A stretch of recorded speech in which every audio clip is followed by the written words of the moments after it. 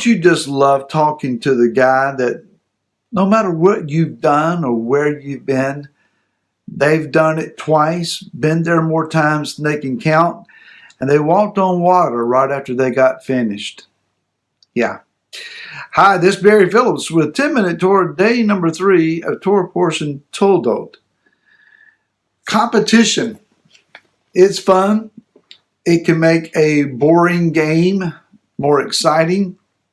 A little one-upsmanship, a little aggression now and again, a bit of a challenge. It can make for an invigorating, challenging, even laughing, fun time. Or it can prove deadly. Normally, there's always the case of some sense of sibling rivalry. Being one of 4 kids myself, we try to one-up one another quite a bit. Now that we are adults, my brother that's 8 years younger than myself, we're about the same size, and it's a little one-upsmanship now and again. That's fun. When it came to Esav and Ya'acov, it wasn't fun. It was deadly serious. And it's still deadly serious to this day. These twins, we keep forgetting that part. We think of Esav as ruddy, red-haired, hairy, an outdoorsman, a rugged he-man, a gruff man perhaps, very aggressive, always determined to win, and very much the one who is stronger, it would seem. But he has a twin brother, probably about the same physical size, just smooth-skinned and different in his nature, more intellectual, more cunning, more shrewd. Instead of using his muscles, he's using his mind. Now, to hear the story told in many camps, Yaakov would have been a mama's boy hanging out in the tent and learning to cook, while it would have been Esav hanging out with his daddy and running through the fields hunting wild game.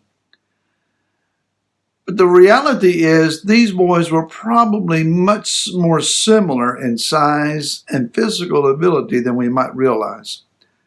Later on, at one point, we see that Yaakov is able to take a stone and move it off of the top of a well that normally would have taken 3 men. I don't think you would have wanted to mess with Yaakov. Physically, he wrestled with an angel, with a messenger in the spirit, manifested in some physical form, and he did so all night, even after his leg had been harmed. This is no wimp. And yet we understand that it is Yaakov who had to learn to depend more on the spirit than on the physical. When you look at the comparison of these 2 individuals, what you're probably looking at is a mirror of ourselves.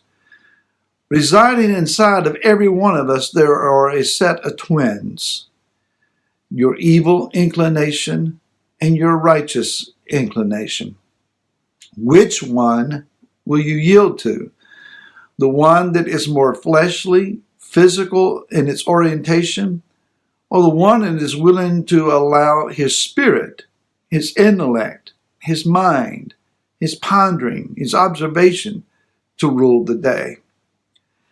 In this world that we are currently a part of, the flesh is glorified. It's put on ads and newspapers and billboards, videos and films, all brandishing the he-man types. The one that is the aggressor always seems to come out on top. The best fighter, the one with the best gadgets and tools and guns, etc. All of this adventuresome drama. And yet, in the reality of things, it is those who know what to do and when to do it, who use a little bit more on the cunning side of things, that usually went out in the end. Yah is not asking you and I to manipulate and control. with our words and our mind. Neither is he asking you and I to wrestle down and arm handle or manhandle somebody. He's asking you and I to learn to walk in the Spirit, to walk after truth, and to make sure we're walking in light. According to the Midrash, Rivka would have never wanted to become pregnant at all if she had known the struggle that she would go through during her pregnancy. She physically hurt while these two children were wrestling inside her womb, vying for position and birth opportunity. Esav came out first, but with Yaakov holding on to his heel. Or was it that he had his heel to keep Esav from kicking him in the head? It may not have been that he was trying to trip up his brother, but rather to protect his head from his brother. And so we see then that Esav, the physical, the earthly, is first. Yaakov, the one more attached to the spirit realm, is second. Things that we see in the physical realm tend to reveal to us what's going on in the spiritual realm. When we get over to the book of 1 Corinthians, where Paul is writing about such things, in chapter number 15, he makes this statement. And so it has been written, the first man, Adam, became a living being, and the last Adam, a life-giving spirit. The spiritual, however, was not first, but the natural, and afterward the spiritual. The first man was of the earth, earthly. The second man is the master from heaven. As is the earthly, so are those who are earthly, and as is the heavenly, so are those who are heavenly. And so we understand then that there is an order. The natural comes first, the spiritual comes second, but the role of the spiritual man is to redeem or to rectify the physical man. The reality of things is this. The same prayer that Yitzhak and Rivka were praying in order for them to have an heir produced both qualities, the physical and the spiritual.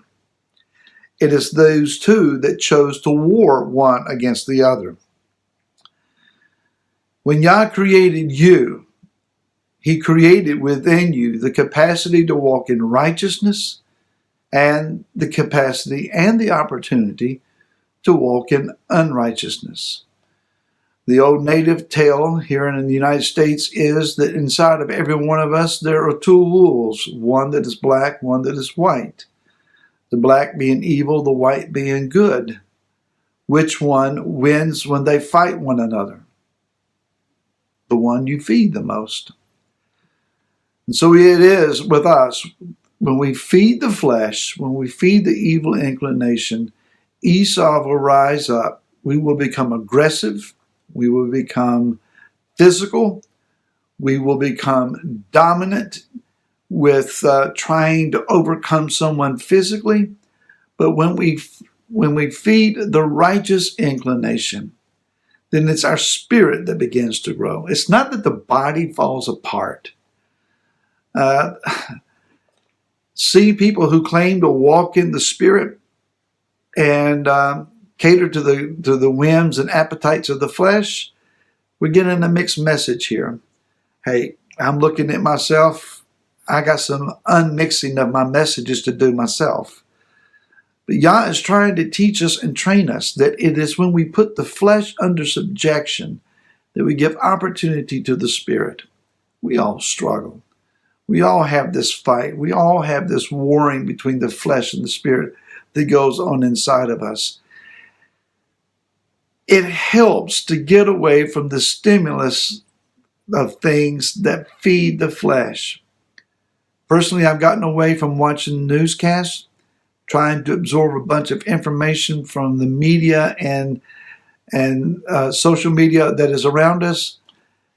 We need to get back in the book. We need to get back on our face before Him and feed the man of the Spirit. Let's let the white wolf win for a while. Amen. We'll talk again tomorrow. Until then, shalom.